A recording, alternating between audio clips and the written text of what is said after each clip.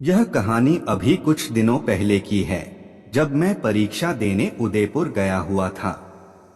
वैसे तो मेरे लिए वो सिटी पूरी तरह अनजान ही थी, पर उस शहर में मेरी एक फ्रेंड रहती है, जो कि मेरी बहुत अच्छी फ्रेंड है।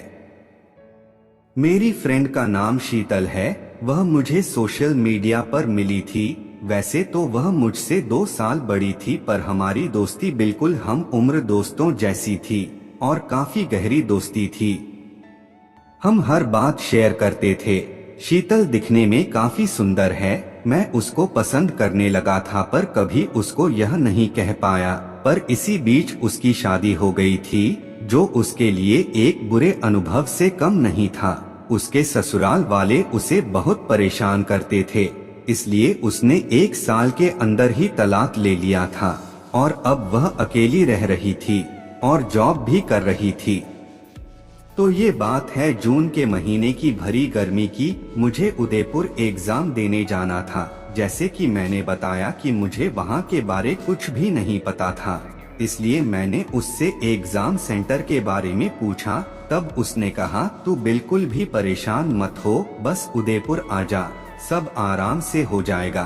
तो मैंने भी सोचा कि अच्छी बात है, परेशान नहीं होना पड़ेगा, और मैंने रिजर्वेशन कर लिया, क्योंकि मुझे उसने अपनी शादी के बारे में सब बताया था। इसलिए मैं भी उससे ज्यादा बात नहीं करता था, जिससे वो कुछ गलत न समझ ले।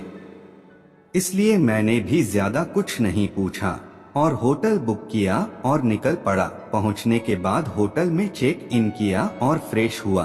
फिर फोन चेक किया तो उसका मैसेज पड़ा हुआ था कि मैं कब पहुंच रहा हूं। तब मैंने उसको रिप्लाई किया कि मैं तो पहुंच गया हूं। फिर करीब 1 घंटे बाद उसका कॉल आया। तब मैं नाश्ता कर रहा था। वह बोली, तूने बताया नहीं कि आ जा रहा है। मैं बोला, मैंने सोचा तू काम में बिजी होगी तो क्यों डिस्टर्ब करूं। तब शीतल बोली, अच्छा, मतलब ऐसे तो बात बात पे डिस्टर्ब करता था, अब जब जरूरी काम है तुझे तो बता भी नहीं रहा खुद से। मैं बोला, अरे ऐसा नहीं है, मैंने सोचा आकर बताता हूँ। तब शीतल बोली, चल छोड़, ये बता कि रुका कहाँ है। मैं स्टेशन के पास ही होटल बुक कर लिया था। होटल का नाम एड्रेस बता दिया मैंने उसको। तब शीतल बोली, अच्छा, और एग्जाम कब है तेरा। मैं बोला, एग्जाम तो कल है। तब शीतल बोली, तो इतना जल्दी क्यों आ गया, आज पूरा दिन क्या करेगा अब। मैं बोला, कुछ नहीं, रूम पे पड़ा रहूंगा और थोड़ा पढ़ाई भी कर लूंगा, और अकेले जाऊंगा भी कहाँ, और वैसे भी तुझे काम पर जाना होगा। तब शीतल बोली, मेरा तो आज ऑफ डे है, आज कोई काम नहीं है। मैं बोला, चल फिर मुझे भी अपना शहर घुमा दे। तब शीतल बोली, हाँ हाँ, क्यों नहीं, पिंक सिटी आया है तो घूमना बनता है तेरा। हमने प्लान बनाया कि पहले घूमने जाएंगे और उसके बाद साथ में लंच भी कर लेंगे। तो मैं फटाफट तैयार हो गया। वह 11 बजे के लगभग अपनी स्कूटी पर मुझे लेने आ गई। मैं शीतल से पहली बार रूबरू मिला था, तो वहां से हम लोग घूमने निकल गए। मुझे उसके पीछे बैठने में बहुत अच्छा लग रहा था, पर थोड़ा डर भी था कहीं वो गलत न समझे, इसलिए मैं उससे थोड़ा दूर ही बैठा था। हम लोग ऐसे ही नॉर्मल बातें करते हुए जा रहे थे। तब उसने बोला, तू इतना दूर से क्यों बोल रहा है, मुझे कुछ सुनाई नहीं दे रहा, थोड़ा पास आके बोल। तब मैं उसके थोड़ा करीब जाके बैठा।